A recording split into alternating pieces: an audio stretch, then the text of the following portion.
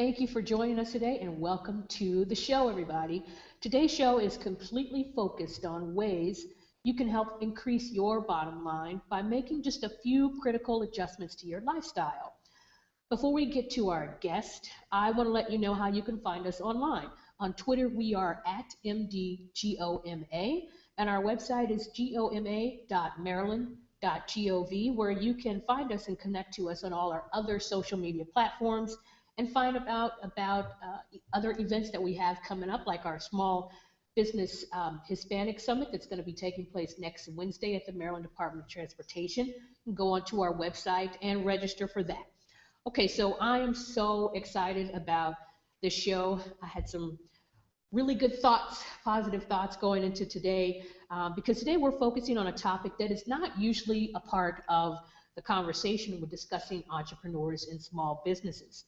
But it is sometimes so important to the overall success of the thousands of individuals who tirelessly run companies every day, oftentimes with no vacation in sight. I do know a little something about that.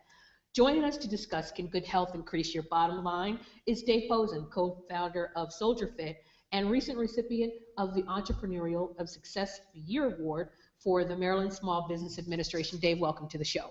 Thank you. It's a pleasure to be here. Awesome. Thank you so much for coming. So tell us just a little bit about Soldierfit and how this unique style of physical fitness got started.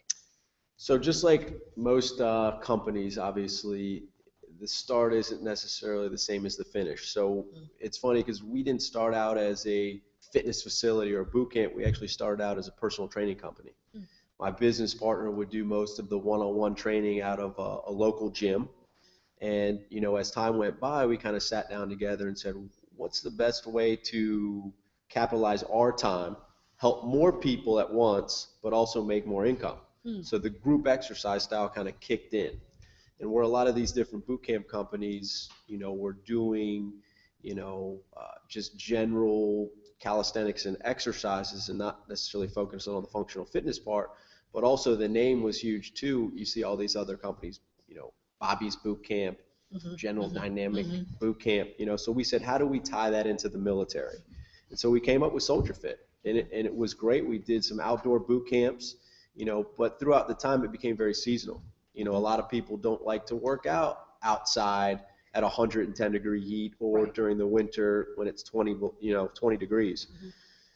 So we got an opportunity to move indoors to a martial arts academy, sublease some space. And from there, the whole thing just changed.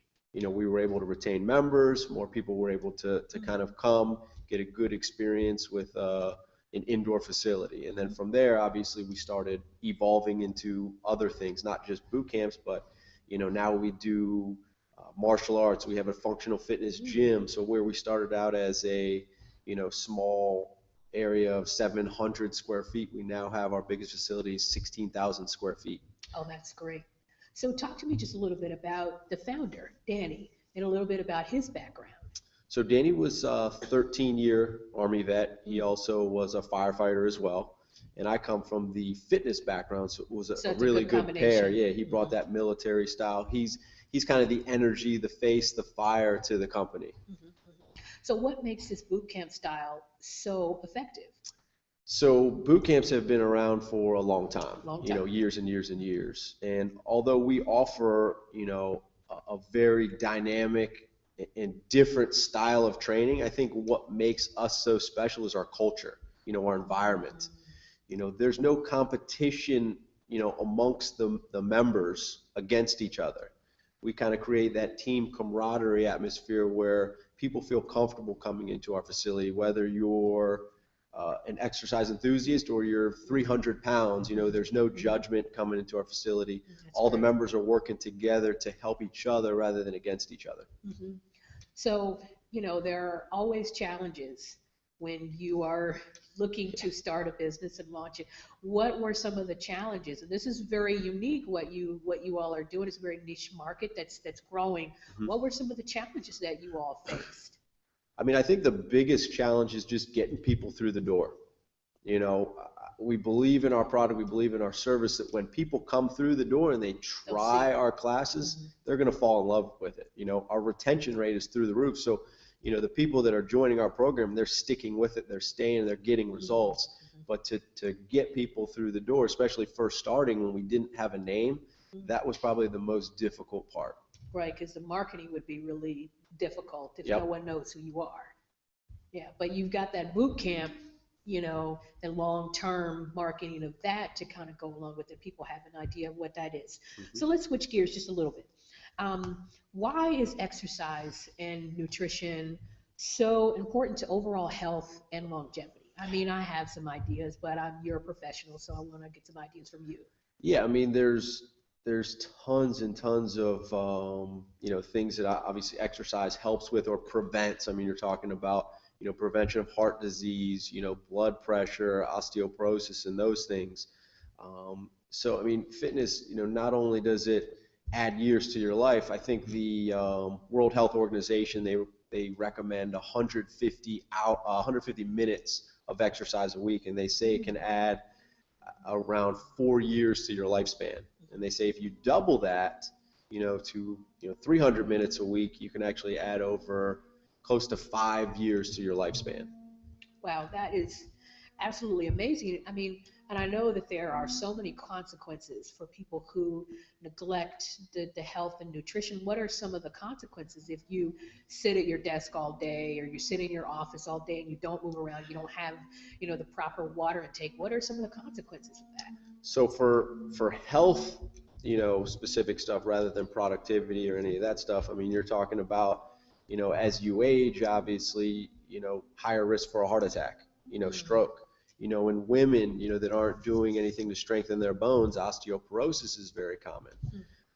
High blood pressure we talked about before. So, those are some things health-wise that, if not treated right with exercise and things like that, can cause. And diabetes is another one that's going through the roof as well. Which is more of, your type 2 diabetes is something that's normally, people get it kind of like their mid-age range. So there's a lot of things that we could do on the preventative side. I mean, I know, women especially, you kind of hit on this a little bit, as they age, they lose the bone density. And so that's why, working out with weights, that are appropriate for your size and so forth, that's really, really important. So I know that you've heard the gamut of excuses. What are some of the ones that stand out the most for people who say, well, I don't have time to cook, or, people who say that they don't have time to adopt a healthy lifestyle? I mean, I think that's the biggest thing. And a lot of times when we sit across from a potential client, their first response is, I want to think about it, but that's kind of a cover up for, what's really bothering them. Do I have enough time to exercise? How am I going to fit into my lifestyle?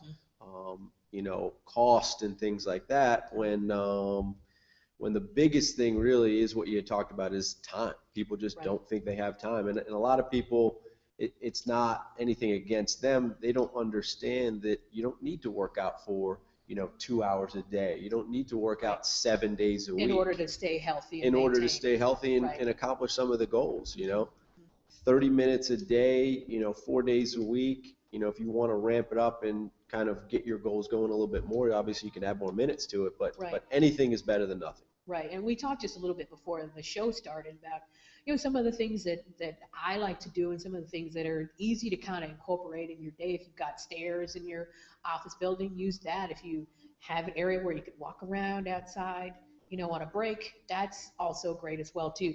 I know, being a former business owner, I know how difficult it is to incorporate exercise and healthy eating into your lifestyle.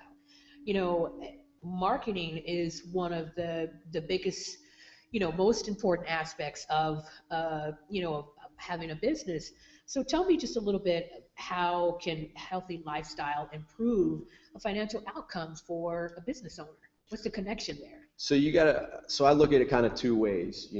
How can exercise help me personally as a business owner be more productive, but also creating a healthy environment for the rest of your company, the rest of the employees? How can that save you money as well? And it's kind of, you have to hit both edges. First you got to take care of yourself as a business owner, because if you're not getting the proper exercise, you're not feeling good about yourself, you're not feeling energetic, you're not feeling confident, you can't possibly run the business the way that it needs to be run. Right. Then two, you need to, again, think of the company as a whole and everyone, that helps aid run the company, your employees and things like that. How can we create some sort of wellness program to get everybody else healthy? Because from a business standpoint, I mean, you're saving huge money in healthcare costs, time, sickness leave, and things like that. Right. I mean, companies are now starting to realize that it's so important in saving them money. I think 60% of companies, in the United States are offering some sort of health and wellness plan, and that's up from like 25%, 3 or 4 years ago. I mean, it's a $6 billion industry for these companies creating a health and wellness program. So the focus is now more on preventative. Yes, exactly. And they say that for every dollar spent, you save $3 back in healthcare costs, and you can save up to $3 in absentee employees. That's considerable over a year period. It's a lot of money. Over a 5 Absolutely. to 10 year period, that 100%. really can add up, and that's money that you can utilize to keep your company growing and moving forward. So let's talk just a little bit about the S word, stress. How can this healthy lifestyle help us to reduce, because stress is going to be there, but it's how can we manage it?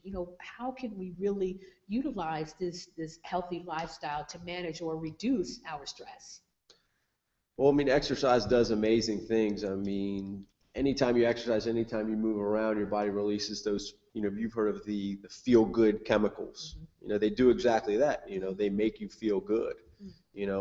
Also, obviously, as far as, stress, productivity, and things like that, your body's creating, pumping blood, creating oxygen to your brain, which your brain actually needs. And they say that the more time that you exercise, it increases your body's ability to gain new brain cells, or not lose them, they say. It creates a better environment for your brain. And we definitely don't want to lose. We definitely don't want to lose. No, we do want to gain.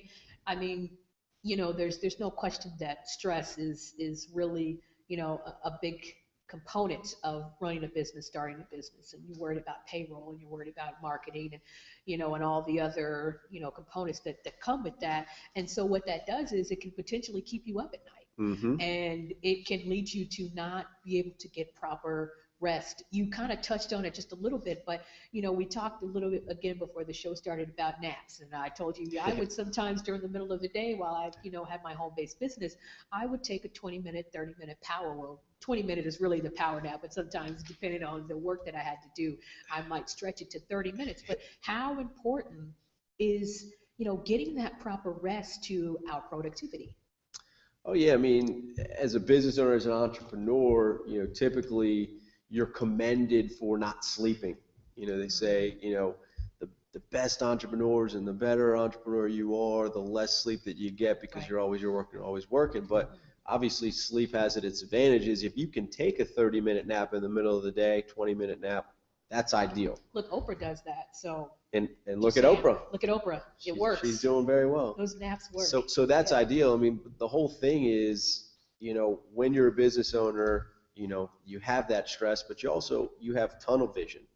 You're always focused on, getting work done, helping other people. Right. When a lot of times you lose sight on helping yourself and taking that little bit of time, to get that nap in, to get that exercise routine. And rejuvenate. Because if you, like I said before, if you can't help yourself, you're not able to help anyone else. To help others. And I guess some of the mothers and parents, young kids will definitely understand about that as well too. So can it also affect, your ability to bring on new clients? Because, if you're going out and you can't walk far, maybe you put on a few pounds and, you're having problems with your breathing, or maybe you don't have, good self-image, does that affect your ability to bring on new clients?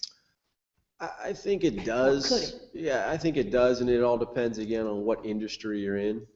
Obviously the health and fitness industry, you hear the term, you got to practice what you preach. Yeah. So if we're not exercising ourselves and keeping up with our fitness level and our body, how can we expect others to do the same?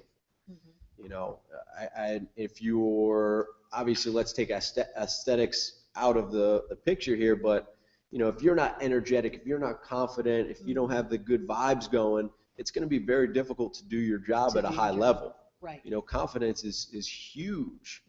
And if you're stressed out, if you're feeling sluggish and things like that, you're not going to be able to bring yourself to the peak. Right, or your clients. Yeah, absolutely. So what we're doing right now has become what I like to say is the new smoking. Sitting is the new smoking. And I know we've kind of heard that, just a little bit. And I think it's so true. You can really get in that tunnel vision. I mean, I know for myself, when I'm designing some materials or writing copy or just whatever it may be, you can really sit there for 3 hours without moving. And, thankfully I drink a lot of water, so that gets me up, obviously. But sitting is definitely the new smoking, correct?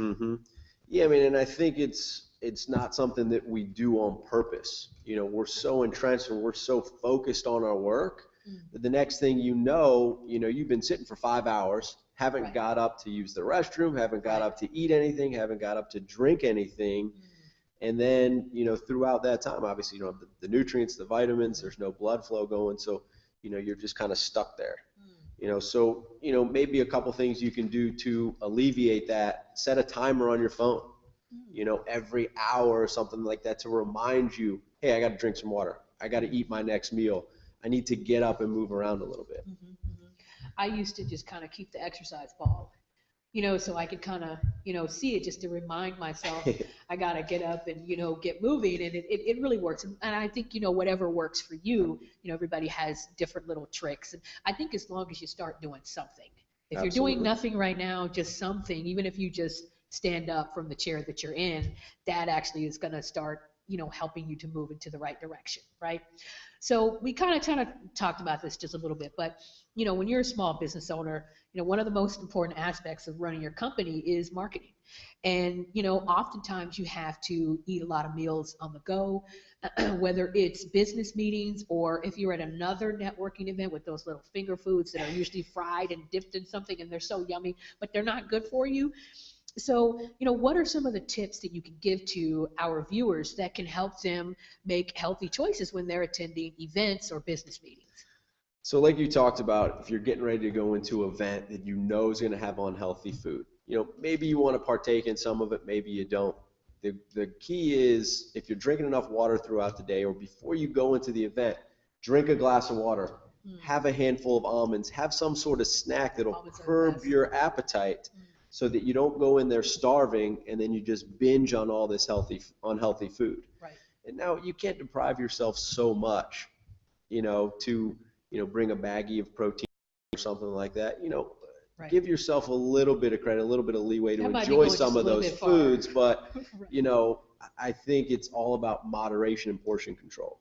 So again, if you're starving, which most people are when they go into these events, they're going to shove everything into their mouth, and then they're going to feel sluggish and full, less energy and things like that. So just by drinking a glass of water, right before you decide to take a bite or, again, grab a snack, prior to going in to curb your appetite, I think those things will be key to not overeating and indulging in some of those delicious treats. Yeah, absolutely. I mean, and I think that's so important. So, I want to see if you can show us a few healthy snacks. I brought some of mine. All right. And I don't know if you want to see mine first or if you want to show me yours. We could pull them out at the same time and compare and contrast. So we might have some of the same things. I don't know. Oh, so you've got almonds. I have almonds. Okay. So I have these little tasty, what's called, and you could tell I've been munching on them, lentil snaps. I love these little guys. It's tomato basil flavor. It's yummy. So you've got honey Dijon. So they come in a lot of different flavors, and again, unless you're really strict about your diet or you're preparing for competition, I mean, you don't need to necessarily, look into the sodium or anything into that. Almonds and apples, they have a lot of fiber, so they're going to kind of fill you up. Right. And I always recommend people to eat 3 main meals and 3 snacks. So 6 meals total. Okay. So, obviously in between breakfast and lunch, have a snack. In between lunch and dinner, have a snack. depending on what time you're eating dinner. Mhm. Maybe you have a late night snack, Mhm. you know, that's mostly protein, you know, less carbohydrates and And things that's like if you're that. working out, though. I mean, if you're, doing something, whether it's walking around your office or walking up the stairs or whatever it may be, kind of that 3 meal, 3 snacks kind of perspective. Well, every time you eat, you're essentially spiking your metabolism. Mm. The problem with not having those snacks in between your meals is by the time you get to your next meal, you're starving. Mm. And so that's going to make you more likely to binge and overeat. Mm. Where if you have these snacks, every meal is just so much easier to eat a small portion. Right. So if you eat and after you eat you feel full, Mhm. you've eaten way too much. You want to eat and feel satisfied. Satisfied. Exactly. Okay, so Stacy, no tater tots afterwards then. That's Tater what we tot- did the last time. If you have a few tater tots, it's okay. 2 handfuls Yeah, of we tater did- tots might be a little too We much. didn't have a few, did we, Stacy? Okay. But Stacy's behind the show. She says hi. these right here are my saving grace protein bars. Ah, I can live off these things. Okay. They're easy to put in your pocket. They're easy Sure. to leave in your car or something like that. right, Easy to just kind of grab, and you can have this in place of an actual meal. right. You Or know, throw it, they're easy to kind of throw in your purse, or if you're a man, you've got a merce or whatever you've got. satchel. Yep, as they absolutely. say. Yep, the satchel is good. I mean, definitely the banana and the apples, I typically would always do because I would be on the road quite a bit, and so Mhm. I'm eating in my car, so I want to make sure that I've got something. So I'd always definitely the banana because that you could just throw in your purse Very easy. and then that's good. But I also like the crunch, and so that's why this kind of I still have my little Lay's, sour cream and onions every now and again, but this is good because it kind of curbs that crunch. Yep. That need for crunch. So this is good. The lentil snaps. If you want to know what these are, just tweet us or whatever, and we can send them out to you, or I can post them up. Then I grabbed something else too if it's in here. They make these little 100-calorie packs in Oh. all sorts of different things, whether it's potato chips, fudge dip pretzels, whatever it might be. Because How everything. did you know? That's This is for you. You can eat them after the show. Thank you. So I don't have to have the tater tots. Yeah, the key is portion control. Right.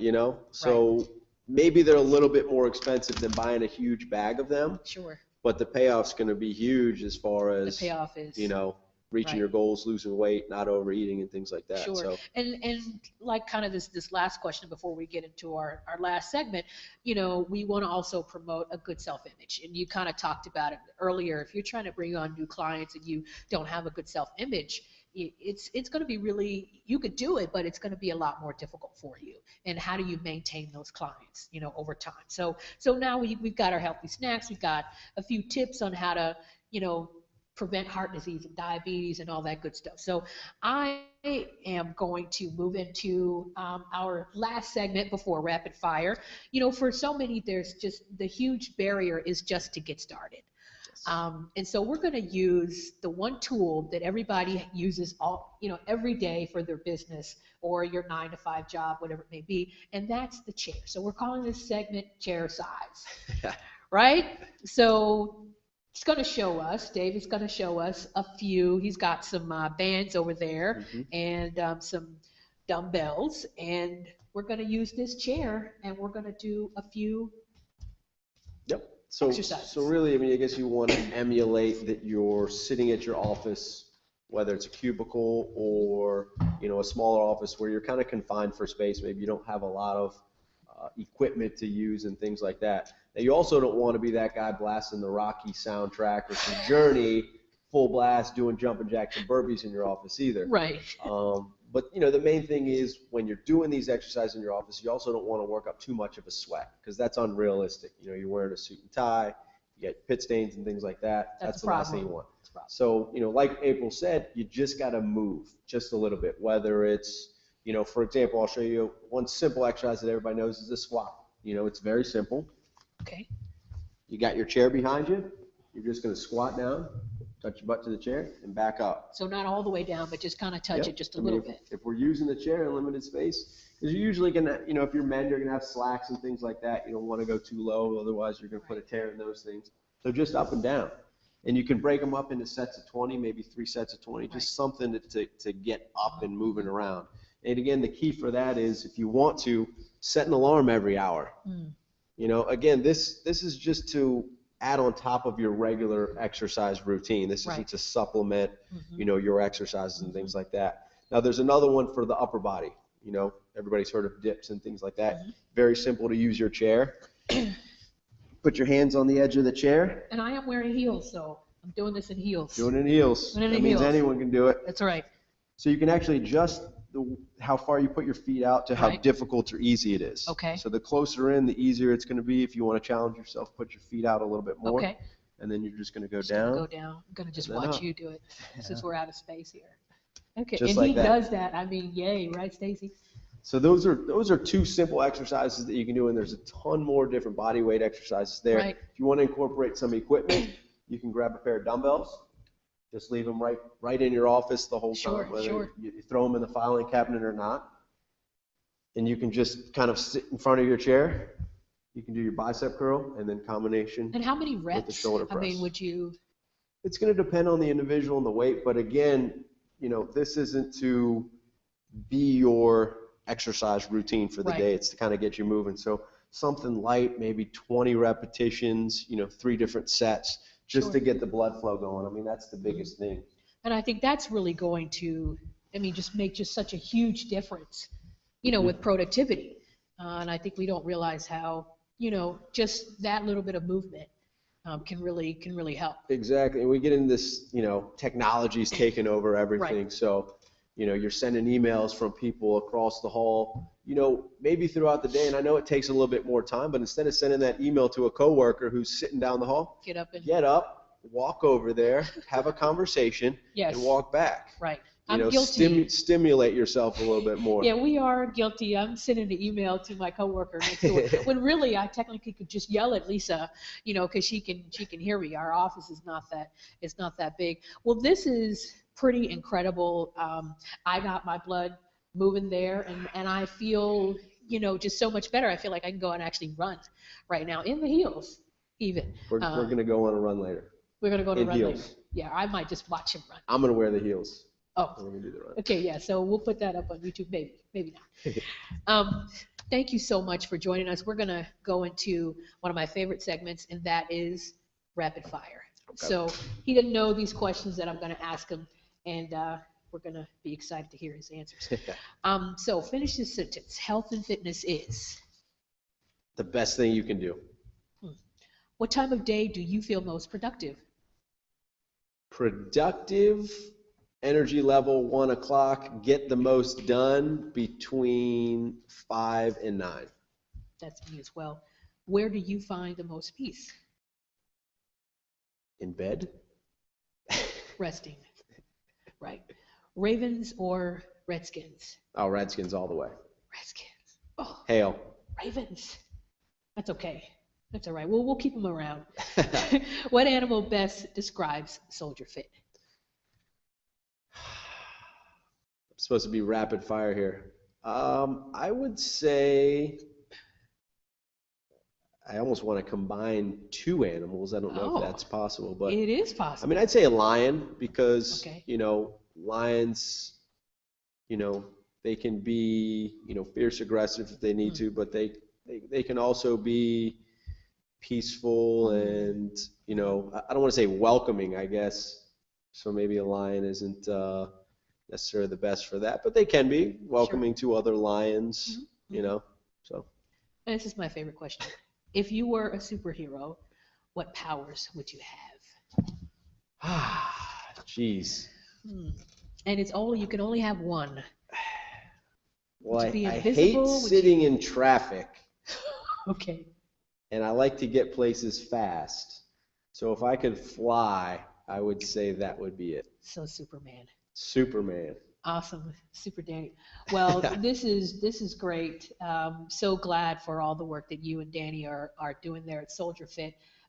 What a great show. I feel energized and ready to go and ready to be productive for all the marketing materials that I have to create when we're off camera here. To connect with Dave Posin and Danny, how do you pronounce his last name? Farrar. Farrar, okay, that's what I thought. Go to Soldierfit.com. There you can connect with them on their social media, and you can find us on @MDGoma on Twitter or goma.maryland.gov. We would love to hear your feedback, and you know what, guys? we're going to see you right back here next time for Candid Conversations.